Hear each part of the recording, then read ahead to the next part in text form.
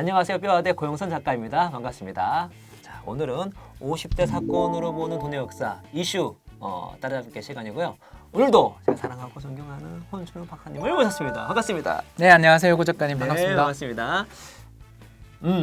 오늘은 수출 얘기를 했으면 좋겠는데요. 예. 이런 얘기를 많이 들어요.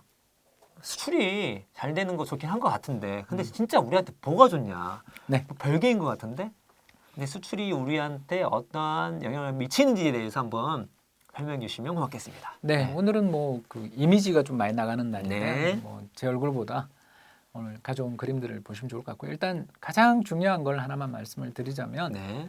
수출 잘 되면 기업들의 이익이 늘어난다. 이렇게 말씀을 드릴 수가 있겠습니다. 우리나라 기업들의 매출을 살펴보면 수출 쪽에서 매출이 높은 기업들이 되게 네. 많아요. 네. 대표적인 게 삼성전자나 현대차를 비롯한 대기업들이겠죠. 이 기업들의 장비는 그대로 있어요. 장비는 쫙 그대로 있고 사람도 그대로 있는데 갑자기 주문이 몰려들어서 수출이 잘 되기 시작하면 저희들 용어로 이야기하자면 회전율이 올라갑니다. 회전율이 올라간다. 즉 기계 장비의 가동률이 올라가게 되니까 돈은 그렇게 들지 않으면서 매출만 늘어나니까 마진이 좋아지죠. 마진이 개선되면서 기업들이 가지고 있는 이익 레벨들이 올라가게 되면 경제에 연쇄적으로 긍정적인 영향을 미치는데 그 첫 번째 영향이 바로 뭐냐 하면 수출 좋아질 때 내수 경기도 좋아진다는 겁니다. 이게 핵심이죠? 그거 모르시는 분이 많이 있는 것 같아요. 실제로 우리나라는 2002년을 전후한 아주 짧은 시기를 제외하고는 수출 경기와 내수 경기는 같이 움직여요. 2002년에 무슨 일이 있었냐? 카드 버블이죠. 그래서 9.11 테러 등으로 인해서 2001년 당시에 세계 경제가 얼어붙었잖아요. 네, 뭐 맞습니다. 일단 비행기도 안 타고 밖에도 안 나갔죠. 네, 맞습니다. 그런 상황에서 그때 당시 정부가 이 카드 발급을 굉장히 이렇게 규제를 완화하면서 뭐 길거리 지나가다 보면 카드 발급 받으세요. 저희 뭐 상품권 얼마 예, 드릴게요. 기억이 납니다. 예. 뭐 이런 이야기를 하면서 사람들한테 카드 발급을 장려하는 정책들을 펼쳐서 당장은 좋았지만 그 뒤에 내수 경기가 2003년까지 굉장히 얼어붙었던 기억이 날 것입니다. 그런 짧은 그런 순간들을 제외하고 본다면 우리나라의 수출이 잘 될 때 한국의 내수 경기도 좋아진다. 우리 경제가 좋아진다. 이렇게 생각하시면 되겠고요. 자, 그러면 이제 질문이 나오죠. 아, 수출 좋은데 내수 경기가 왜 좋아집니까? 첫 번째 경로는 바로 고용입니다. 우리나라 수출 기업들의 경기가 좋아지고 수출이 좋아지기 시작하면 그로부터 한 반년 또는 6개월 사이 정도의 시차를 두고서 제조업의 고용이 늘어난다는 것입니다. 반대로 수출이 잘 안 되기 시작하면 그 뒤로 또 역시 제조업 고용들이 감소하는 뭐 가장 대표적인 게 지금 현재 거제도 상황 아니겠습니까? 조선을 비롯한 우리나라의 핵심 주력 산업들이 2014-15년에 상당히 어려움을 겪으면서 거제도를 비롯한 창원을 비롯한 남동 해안벨트 쪽에서 고용이 감소하고 이거 자체가 최근에 우리나라 고용 지표의 악화로 연결됐던 거 다 기억나실 거고요. 다행히 이제 최근 들어서서 그런 어떤 제조업 쪽의 수출의 감소에 주도 역할을 했던 조선이라든가 자동차 같은 일부 산업들의 업황이 돌아서면서 그쪽 지방들 경기가 좋아지거나 심지어 뭐 부동산 가격도 빠지는 속도가 좀 진정됐다는 이야기들을 뉴스로 접하신 적이 있을 것입니다. 물론 뭐 이 기대를 좀 섞은 전망이니까 뭐 거기 부동산 가격 올라간다 이렇게 이야기하려는 게 아니라 그만큼 많은 게 고용에 달려 있다라는 것이고요. 그래서 수출 잘 되면 첫 번째 고용이 늘어난다. 이게 첫 번째고요. 두 번째 효과가 사실은 저는 더 크다고 보는데 이 첫 번째 이 제조업 고용은 폭발력은 좀 작습니다. 왜냐?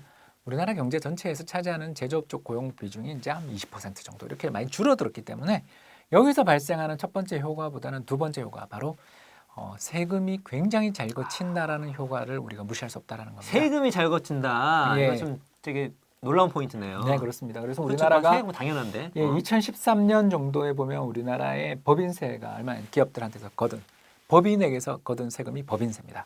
이 법인세가 얼마였냐면 한 40조 정도 전이었습니다. 그런데 지난 2018년 추정치에 불과합니다만 아무튼 국회 예산정책처에서 발표한 추정치에 따르면 지난해의 법인세 세수 실적이 71조 원 정도예요. 와. 그러니까 작년에 정부가 어마어마한 재정 흑자를 기록했다는 이야기 들으신 적 있죠? 들었죠. 그 재정 흑자의 상당 부분은 어디서 시작됐다? 세금에서 시작됐다. 40조에서 70조 된 거죠? 그렇죠. 와. 여기 이제 또 하나 더 나가서 그 기업의 제조업체 공장들만 가지고 있는 게 아니라 그런 제조업체들 예를 들면 뭐 삼성전자가 잘 돌아간다 그러면 물산도 뭐 좋아질 수도 그렇죠. 있고 예. 가전제품을 팔고 있는 부분들도 좋아질 수 있고 또 그 근처 동네도 다 좋아지죠. 네.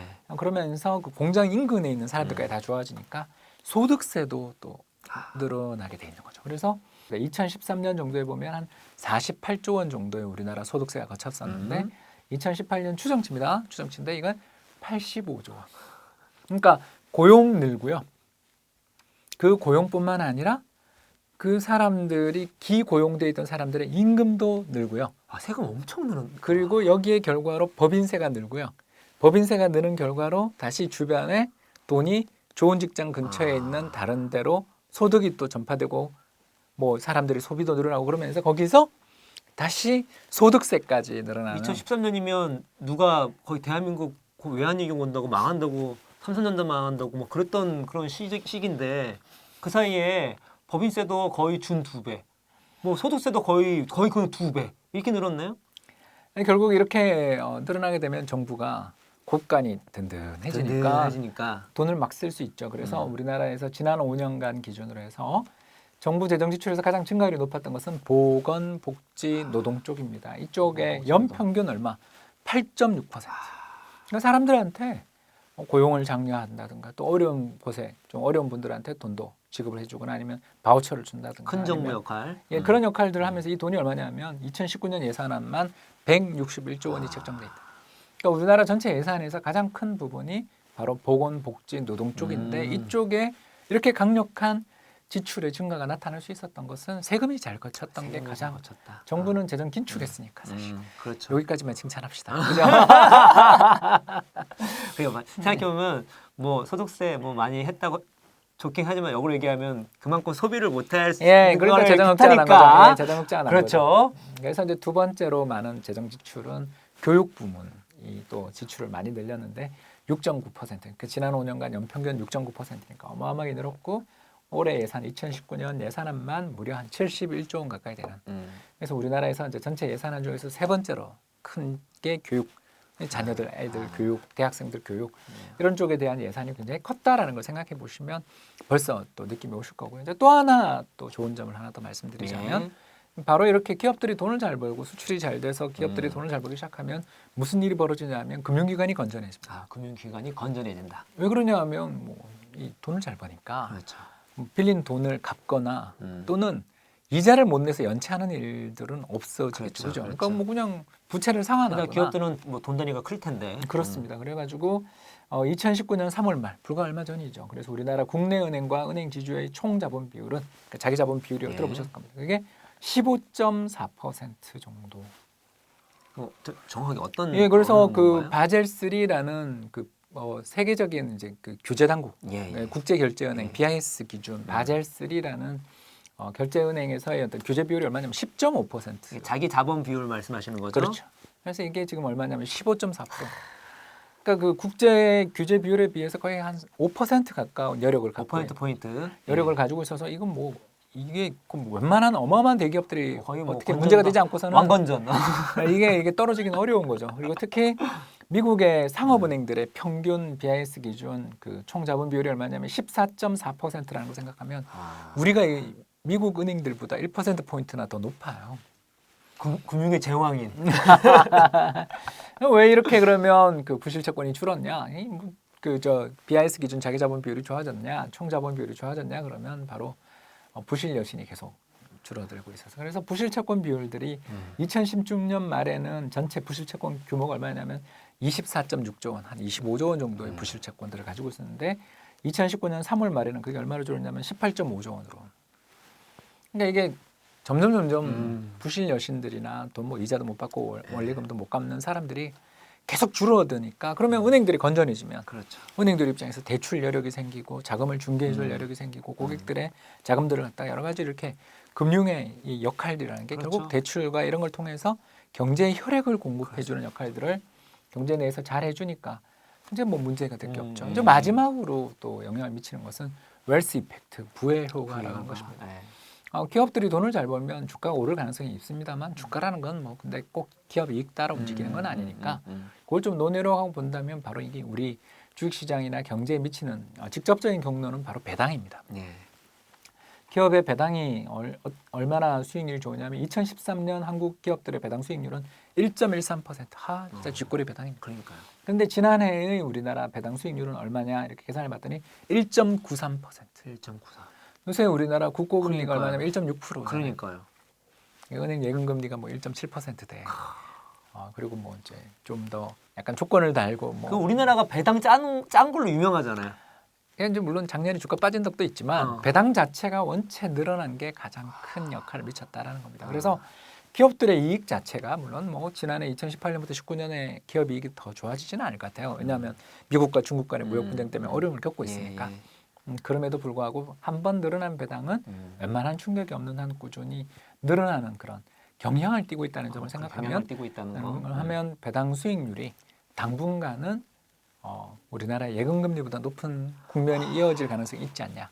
이건 뭐 경제 전체로 놓고 보면 이렇게 배당을 잘 주는 우량 기업들에 투자하신 분들 입장에서는 은행 이자 수준 이상의 이익을 얻으면서 주가의 또 상승도 기다려볼 수 있는 거기에 대한 어떤 부효과, 그러니까 이득이 생기니까 또 소비를 더 많이 할 것이고, 그럴 수도 소비를 있고, 많이 하면 매출 올라갈 수 있는 거고, 뭐 더 나가서 주가가 빠지면 오히려 배당 수익률이 올라가니까 오히려 이렇게 주식시장에 투자의 발판도 늘어날 수 있는 안정성도 늘어날 수 있는 이런 여러 가지 포인트를 정리해 보자면 결국 기업들의 수출이 잘 될 때 한국은 이익이 늘어나고 이익이 늘어나면 법인세도 늘어나고 고용도 늘어나고 임금도 늘어나면서 금융기관의 건전성까지 개선시키는 것뿐만 아니라 주주들에 대해서 배당도 할 수 있는 여력이 생긴다라는 이런 복합적인 효과를 지니기 때문에 우리나라는 수출이 늘어날 때가 내수 경제도 호황일 때다. 반대로 수출이 부진할 때 내수도 어려워질 수 있으니까 수출 부진할 때는 정부가 적극적으로 재정을 통해 이 위험을 극복하려 노력해야 한다. 이렇게 말씀을 드릴 수가 있겠습니다. 수출 잘 될 때 잘 모아서 쓰면 그걸 팍팍 쓸 수 있도록 해야 되겠네요. 그렇습니다. 그런 의미에서 2018년 재정 흑자를 잘 썼으면 좋겠습니다. 제발. 특히 그 돈의 역사 마지막 편에 또 이렇게 대미를 장식하신 게 그 말씀이잖아요. 우리나라 대한민국 경제를 위해서. 그래서 우리가 말씀드렸죠. 우리가 똑똑해지면 정부는 우리가 원하는 대로 움직일 확률이 높습니다. 맞잖아요. 예, 진짜로 그렇습니다. 이게 100%는 아니지만 우리가 잘 알고 있어야 거기에 맞춰서 우리가 올바르게 비판할 수 있고 때로는 정책 방향을 이렇게 바꿀 수 있다는 거. 그러나 오늘은 중요한 게 무엇이냐? 수출과 내수는 별개가 아니다. 오늘 들어보셨죠? 너무나 밀접한 관계에 있다. 그래서 야, 수출 잘 된다고 뭐 우리나라에 뭐가 좋아? 내가 뭐가 좋아? 좋습니다, 여러분. 이거 딱 갈무리하시면 오늘 될 것 같습니다. 박사님 오늘 감사합니다. 다음 시간에 뵙겠습니다.